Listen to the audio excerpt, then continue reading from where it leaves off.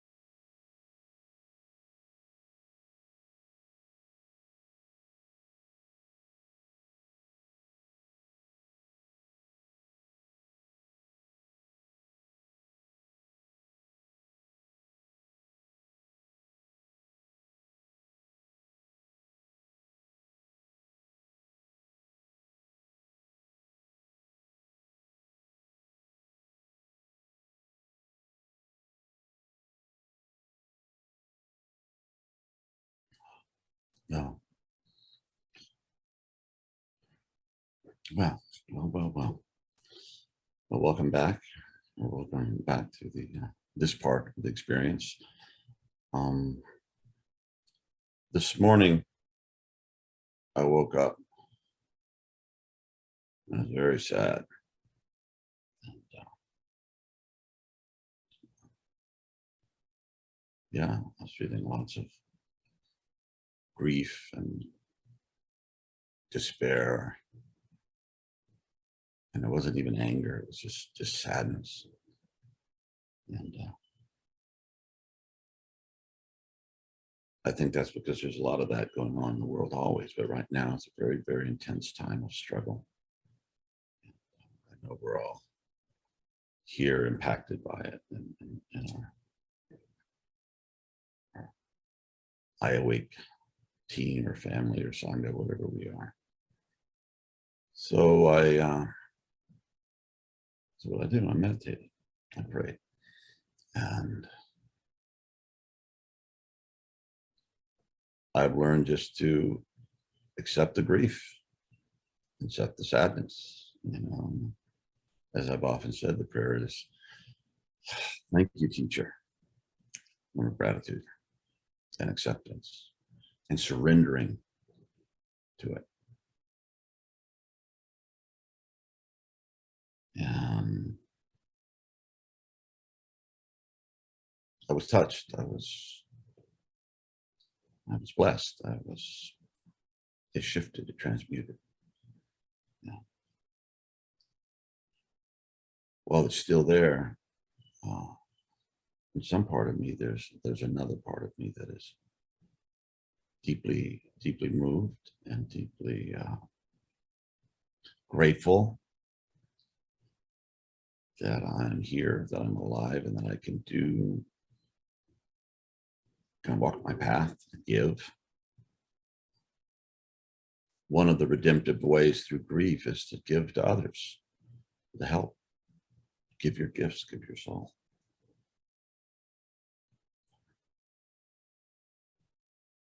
So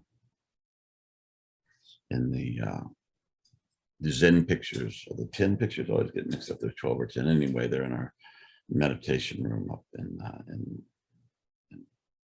other home in Utah, and it goes through this whole process. But in the end, the hero, the figure that you follow through all these pictures, he's had, the oneness, the enlightenment, that whole thing, and then at the end, he's going back into the world with his hands open and his heart open, and he has great joy. At least that's the version that we have. You see that on his face. So yeah, if you're feeling the stress and the pains of this time, count yourself blessed. I want to use that word. I was going to say lucky, but it's not quite lucky, because you're alive, okay? And you're not dissociated. You haven't just numbed out. And hold that deeply and work with that. And you can do it throughout your day, but also do it in your practice. And I'm reading this book. It's called The Illumined Mind, anyway, by Dr. John Yates, and he's a meditation master. He says the first step is to establish the practice. Just get there, okay? And yeah, so I was doing that this morning, and we have a young man staying with us, Alex. He'll have to meditate with us next time, so you can see he's a beautiful, great young man. And the universe just keeps on cranking out extraordinary people, and that's something. And yeah, so we are in this together, and yeah, we're meditation partners. So that's also a very nice thing to do if you can find somebody you can practice with. And of course, the pandemic has taught us, it doesn't have to be physical presence. You can be on Zoom or something like that. So get your Zoom. Well, that's what we're doing here, but you could do something like that in your meditative practice. your daily meditative practice. And another thing that's really beginning to establish itself in me is, as you may or may not know, Roger Walsh and I, and with Heidi and Vanessa's help and support, and the whole team here, is doing a podcast called Deep Transformation. And so far it's living up to its title, which was our vision, our hope, that it's deep and it's transformational. It's certainly working on me. But we were doing we had a conversation with Thomas Hübl, which some of you may know, but he is, I call him the Austrian Jesus. He kind of looks like Jesus in a movie would look like. He's a very, very beautiful man. And I've known him for over a decade now. And I'm suspicious of spiritual teachers, because we've had so many experiences with people that are very confusing, that seem to have a lot of light, but actually behave in very bad ways and haven't done their own interior work. But Thomas does not seem to be that sort of man. It's great wisdom, and he's done a lot of intense, beautiful work with collective shadow. And in Berlin, once he had a former concentration camp SS guard and a former inmate of the same concentration camp. They obviously were old men, but he brought them together to work through that. Amazing, amazing. And we're going to need that more as these value memes are fighting against each other right now. You know, you can really see it's a fight for the soul of humanity. You can look at that. There's the idea of conquest and domination and warriors and dictatorship and enslavement and all this stuff. And then there's freedom, right? Freedom to choose your own destiny, freedom to live in dignity, the freedom to love one another, freedom to have your land, your home, and not be exiled because of the greed of an individual. So it's struggling. But back to Thomas, he said that's a really good thing to do a evening meditation also.